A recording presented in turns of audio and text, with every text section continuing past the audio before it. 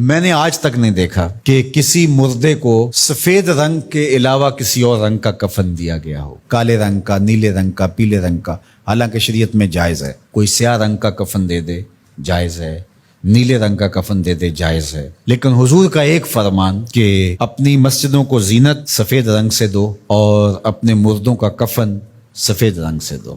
سفید رنگ سے کفن دینا مستحب ہے، لیکن اگر کوئی اور رنگ سے کفن دے دے تو وہ بھی جائز ہے۔ لیکن ہم نے وفات کے موقع پر کبھی اس مستحب کو بھی ترک نہیں کیا، یعنی غم کا موقع ہو تو ہم مستحب بھی ترک نہیں کرتے، اور شادی کا موقع ہو تو صرف ایک نکاح رہ گیا ہے جو سنت کے مطابق، باقی ہماری پوری شادی کی رسوم و رواج جو ہیں وہ ساری شریعت سے متصادم ہو گئی الا ماشاء اللہ۔ باقی صرف نکاح رہ گیا، تو وہ بھی لوگ کہتے ہیں وہ پہلے جا کے مسجد میں کر آئیں تاکہ یہاں یہ تکلف بھی نہ ہو، اور وہاں پوری ہماری شادی کی تقریب جو ہے وہ ہماری مرضی کے مطابق۔ یہ خاندانی رسم ہے، یہ ہم نے میڈیا پہ دیکھی تھی، یہ سوشل میڈیا پہ دیکھی تھی، یہ ہمارے ایک دوست کی شادی پہ گئے تھے، یہ ہم نے وہاں دیکھا تھا، اور کتنی تہذیبوں کا مغلوبہ بنا کے ہم ایک تقریب کرتے ہیں اور اس میں ہماری خواہش ہوتی ہے۔ ہم شریعت سے نہیں پوچھتے کہ شریعت اس کے بارے میں کیا کہتی ہے۔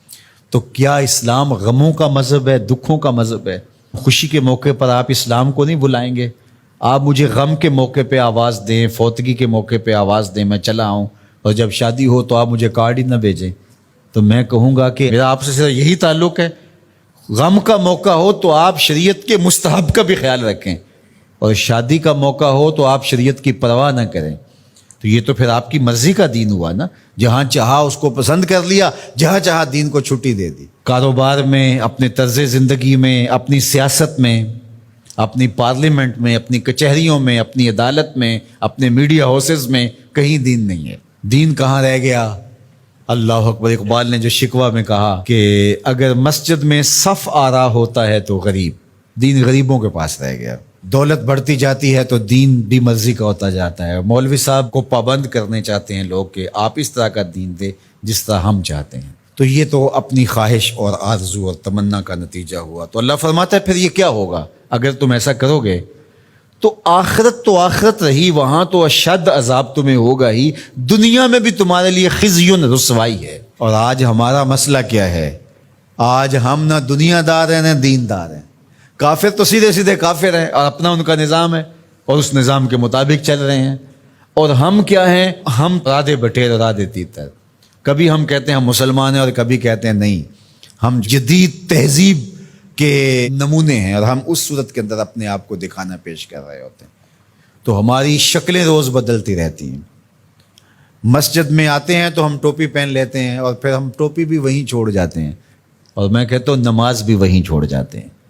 جب دکان پہ بیٹھے ہوتے ہیں تو اس وقت ہم نمازی نہیں ہوتے، بلکہ ہم حج اور احرام بھی وہیں چھوڑ آتے ہیں، اور ہم یہاں اور طرح کے مسلمان ہوتے ہیں، حج پہ اور طرح کے مسلمان ہوتے ہیں، اعتکاف میں اور طرح کے مسلمان ہوتے ہیں، اور ہم باہر اور طرح کے مسلمان۔ حالانکہ یہ ساری تربیت ہے ہماری عملی زندگی میں اس کا اثر پیدا ہو۔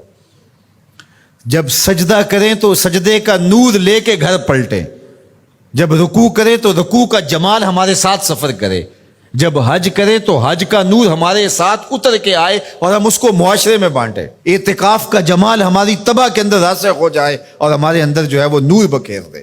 تو مسلمان کا دین اور دنیا الگ چیز نہیں ہے، مسلمان کا دین اور دنیا ایک ہی چیز ہے، اور وہ اکٹھے چلتے ہیں، اور ان کو جدا کریں گے تو پھر چنگیزی کے علاوہ کچھ باقی نہیں رہے گا۔